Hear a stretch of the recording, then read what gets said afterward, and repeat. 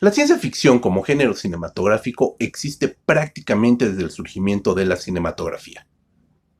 Basta recordar el mítico cortometraje Viaje a la Luna, donde Georges Méliès nos llevó hasta aquel satélite a convivir con los selenitas que habitan en ella y después a tener que huir de ellos.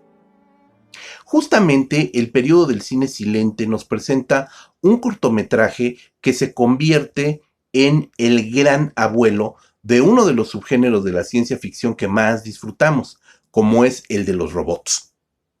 Si digo cortometraje es porque la mayoría del pietaje de El hombre mecánico o L'uomo mecánico está extraviado. Esta película se filmó en el año de 1920 y se estrenó en 1921. Y de acuerdo a las crónicas, se calcula que sobrepasaba los 80 minutos de duración. Es decir, estamos hablando de un largometraje hecho y derecho. Este trabajo, filmado por André Did, un comediante francés, un actor francés venido aquí también como director, se mantuvo extraviado por décadas. De hecho, se pensaba que ya no existía más. Sin embargo, se encontró una copia de su distribución en Portugal. ¿Por qué lo decimos? Porque, bueno, evidentemente al ser un filme italiano de largometraje, contaba con intertítulos en aquel idioma y la copia que se encontró tenía esos intertítulos en idioma portugués. Lo interesante del caso es que esta copia no se encontró en Portugal, sino que se encontró en nuestro continente, en la Cinemateca brasileña. Lamentablemente, la gran mayoría del pietaje estaba ya severamente dañado y no hubo manera de recuperarlo. Solamente se pudieron salvar 26 minutos y eso es lo que hoy conocemos de L'uomo mecánico. Lo divertido de esta película radica en su candidez y en lo naif que resultó, no solamente para sus públicos, sino también para los nuestros. Aunque la anécdota es verdaderamente entretenida. Nos habla de cómo una mujer, líder de una pandilla criminal, se hace de un robot que un científico había construido para ser, obviamente, un ejecutor del bien. Este robot estaba pensado para ayudar a sus semejantes. Sin embargo, al caer en las manos de Mado, la líder de esta pandilla criminal, la va a utilizar para asaltar, para secuestrar, para extorsionar y para hacer un montón de fechorías. Es interesante cómo este personaje de Mado nos presenta a una mujer líder de una pandilla de hombres. Además, una mujer verdaderamente decidida, en algunos casos violenta, sumamente inteligente y por supuesto que no le tiene miedo a nada.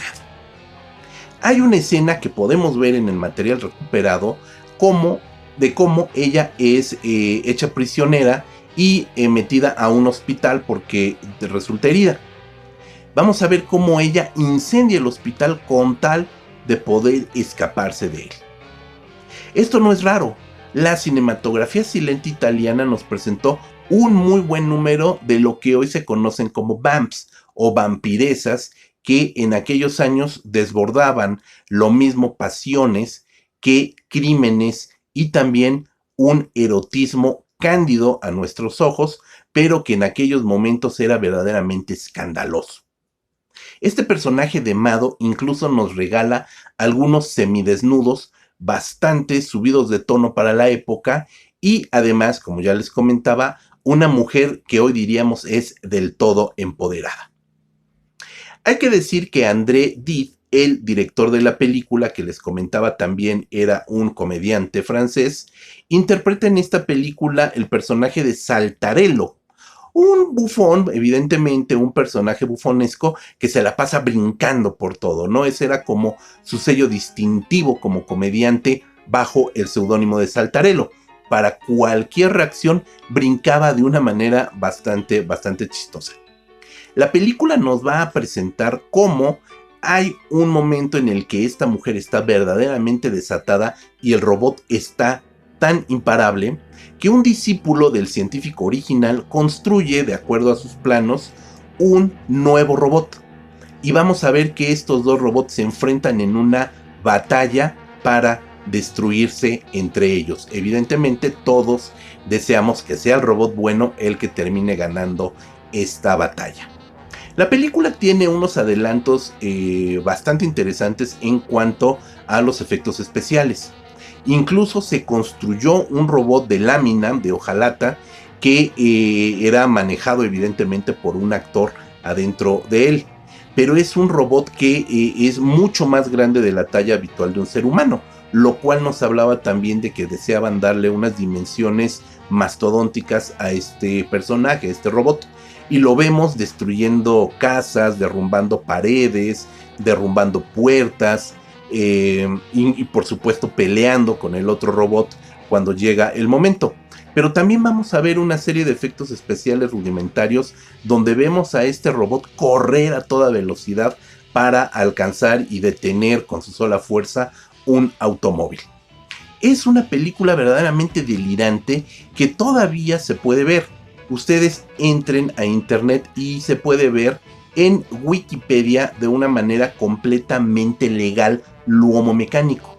El total de los 26 minutos que hasta la fecha se conocen como lo único que sobrevive de esta película. Hace unos años, más o menos una década, el sello estadounidense Alpha Video lanzó en el formato de DVD estos 26 minutos y por supuesto se ha convertido en objeto de culto para muchos coleccionistas, para muchos gustosos de la ciencia ficción y sobre todo para quienes nos gusta también la arqueología cinematográfica. El hombre mecánico, L'Uomo Mecánico de 1921 es el gran abuelo del cine de robots en la ciencia ficción cinematográfica.